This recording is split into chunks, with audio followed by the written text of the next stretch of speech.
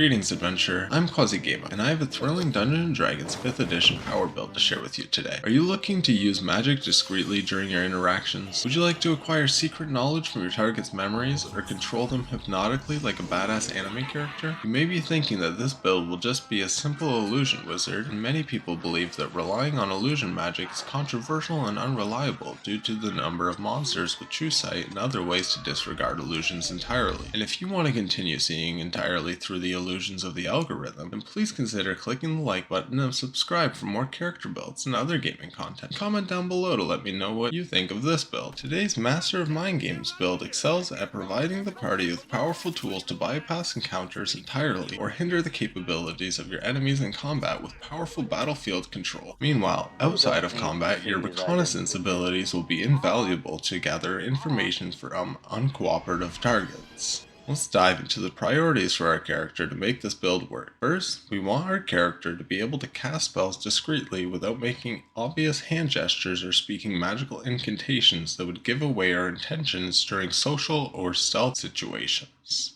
Secondly, when we cast spells with debuffs, we need ways to improve the likelihood that the enemies fail their saving throws against our spellcasting DC. This will help ensure that our negative effects from spells will stick to the targets every time. Third, we want our character to be able to intrude within the mental domain of sentient creatures so that we can interrogate them and even influence their thoughts and memories while they are under the influence of our devastating control. Lastly, we want to ensure that our character can maintain concentration on spells throughout combat so that the effects last the full duration required for the situation. The race that perfectly complements today's build is none other than the Kenku, a birdman race that has mastered the arts of imitation and deception with their racial abilities. Their abilities include Kenku Recall, which allows our character to gain advantage with any skills that they're proficient with, a number of times equal to their proficiency bonus. Additionally, the other Kenku racial ability is Mimicry, which allows our character to almost perfectly imitate any noise that we've heard in the past. This will become much more powerful when explained in the strategy portion of this video.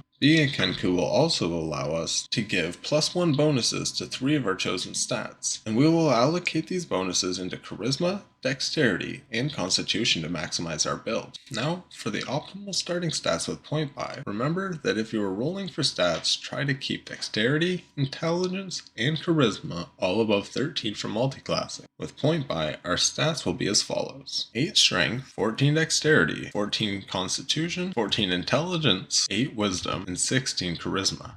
These stats will provide our character with 127 HP at level 20 and give us an AC of 17 with half plate armor and a shield. Then, with our ability score modifiers that we'll be getting through leveling, we'll want to maximize Charisma, bringing it up to 20 to increase our spellcasting DCs and aptitude for deception. After maximizing Charisma, our character will want to increase our Constitution as much as possible to improve both our max HP and ability to maintain concentration. Also, for today's build, there are no feats that we'll be picking up during our leveling progression. As our character build progresses, we will divide our levels across 5 different classes. We'll start with 2 levels in Fighter, which will provide our character with proficiencies in both Strength and Constitution saving throws, allowing them to better resist physical effects like being shoved or falling prone. The class also allows our character to wear medium armor and a shield. The final perk of level 1 is that our build gains access to a fighting style, and the one that benefits our build the most is the defense fighting style, which gives our character a +1 bonus to their AC, bringing their total AC to 18. Then, at level 2, we gain Action Surge, which is usable once per rest and allows our character to take up to 2 actions on the same turn. After those 2 levels in Fighter, we'll begin our multi-classing journey by going into Warlock for 2 levels. This will unlock our first subclass at level 3, which will be the Great Old One Warlock subclass, giving our character access to the Awakened Mind subclass feature. This feature gives us the ability to communicate with any creature within 30 feet, even if they do not share languages with us. Additionally, we'll gain access to the Mind Sliver cantrip, which forces a target within 60 feet to make an intelligence saving throw, and if they fail, they take 1d6 psychic damage, which increases by 1d6 at levels 5, 11, and 17 to a maximum of 4d6 damage. It also applies a nasty 1d4 penalty to the next saving throw for us to take advantage of before the end of our next turn. At level 4, we unlock Eldritch Invocations, and the two invocations that we're interested in for the build are the Mask of Many Face Invocation and the Eldritch Mind Invocation. The Mask of Many Face Invocation gives our character the ability to change their outward appearance at will, including the clothes being worn, meaning that our perfect mimicry is no longer limited to imitating sounds and using thought projections. Now we can impersonate any creature with a similar body structure. The Eldritch Mind Invocation gives our character advantage on concentration saving throws, doubling our chance to maintain any effect that is being cast already. With 2 levels of Warlock and 2 levels of Fighter, our character will proceed to multiclass by leveling 2 times into Wizard, unlocking the Chronergy magic subclass at level 6, which grants our character with the Chronal Shift feature.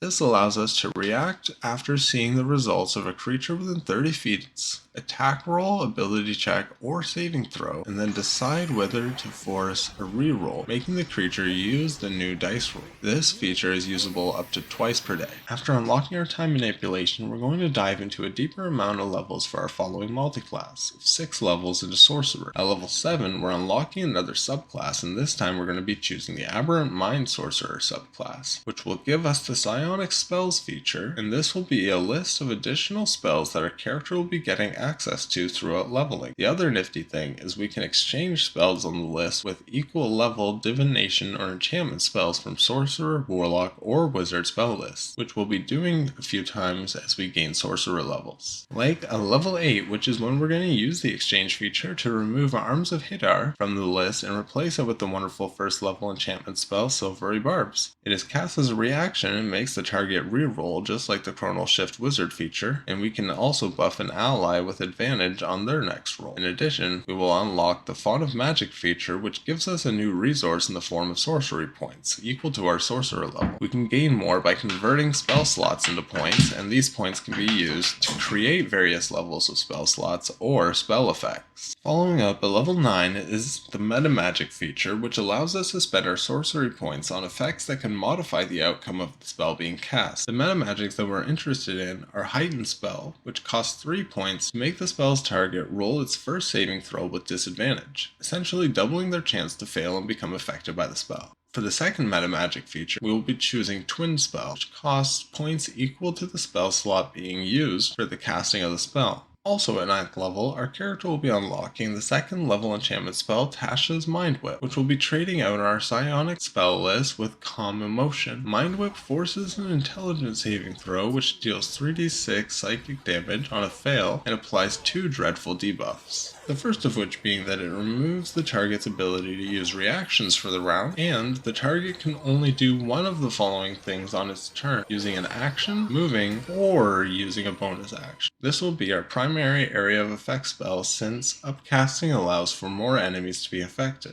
Then at level 10 we'll replace Detect Thoughts with the 2nd level enchantment spell Suggestion. This spell requires a wisdom saving throw, and if failed, the target must obey a command given while cast, as long as it doesn't cause direct intentional harm. Also at level 10, our character will be getting their first ability score increase, which will bring our charisma up to 18. Then, at level 12, we'll unlock the Psionic Sorcery subclass feature, allowing our character to cast spells from the Psionic spell list with an equal amount of sorcery points to the spell level. This removes any vocal components or hand gestures required for the spell, making it possible to cast spells with sight alone. And at this point, we're going to be multiclassing again, taking 5 levels into Bard, which will unlock the College of Eloquence subclass at level 15, which will grant another way to use our Bardic Inspiration dice with the Unsettling Word feature. This feature applies the dice to an enemy target, forcing them to subtract it from their next saving throw.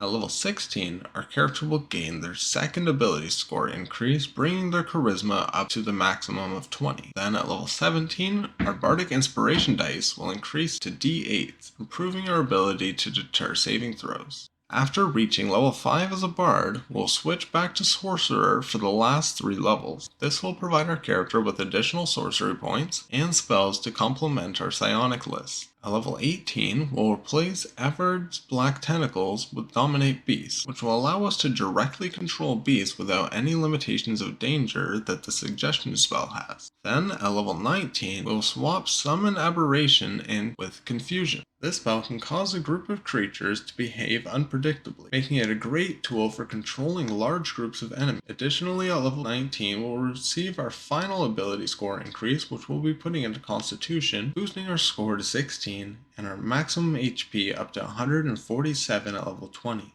Finally, at level 20, we'll replace Rary's Telepathic Bond with Modify Memory. This spell will allow us to completely rewrite any memory within the last 24 hours if the target fails their Wisdom saving throw. When we cast it at higher levels, we can even delve further into their memory.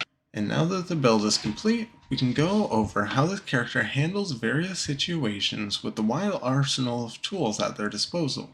For preparation, at the start of each adventuring day, you'll want to exchange all of your first level spell slots, including the 2 Warlock spell slots, into sorcery points. Then, for all other levels of spell slots, you'll only want to keep as many slots as you'll actually be using to cast spells that are not on our psionic spell list. This is because we want as many sorcery points as possible during the adventuring day to be able to cast those spells efficiently and with the discretion of our psionic sorcery feature, which should eliminate any reasonable ability to react to or counterspell our magic. Then, after spell slot conversion, you should have anywhere between 35 and 72 points while regaining 2 to 3 points per short rest because of our Warlock spell slot recovery and the Arcane recovery feature. Now, during any kind of regular adventuring, be it traveling, social interaction, scouting, or infiltration, this build will have ways to make the situation a lot easier. Our first and primary ability is in the form of our ability to mimic noises and copy creatures' identities. These abilities complement each other perfectly to be able to go undercover to infiltrate enemy bases, castles, and other high security areas without being noticed, while also being able to use these features in conjunction with our character's forceful telepathy, allowing us to intrude within the mind of almost any creature to hear their thoughts, to tell if there may be important information needed in the moment which is being hidden, like per se a moment where your dungeon master has guards investigating you during the infiltration while you're separated from the party and you need to know the secret password. Then you could just read the minds of those around you to see if any of them are thinking of the answers that they are looking for from you. That is, unless they are some kind of mindless beast after you or someone who cannot be reasoned with, then in those cases it won't even matter what their intentions are, since this character is able to subjugate others to their will through the power of our psionic magic. When casting magic outside of combat, first use the Unsettling Word feature on your target to reduce their next saving throw by 1d8, which averages out to minus 4.5 on their next roll. Then cast your spell using the Heightened Spell Meta Magic feature, which will cost 3 sorcery points, which will force them to have disadvantage on the spell. Or you can use the Twin spell at the cost of doubling the points used on the spell to be able to target 2 creatures. Now the 3 main spells that we're going to be using outside of combat would be Suggestion, which costs 2 additional sorcery points for a total of 4 or 5, and it can be used to issue a command to the target, which could be something like having them immediately leave the premises quietly and go home, or to escort you to where you're trying to head to. Then, secondly, there's Confusion, which costs 4 additional sorcery points for a total of 7 points.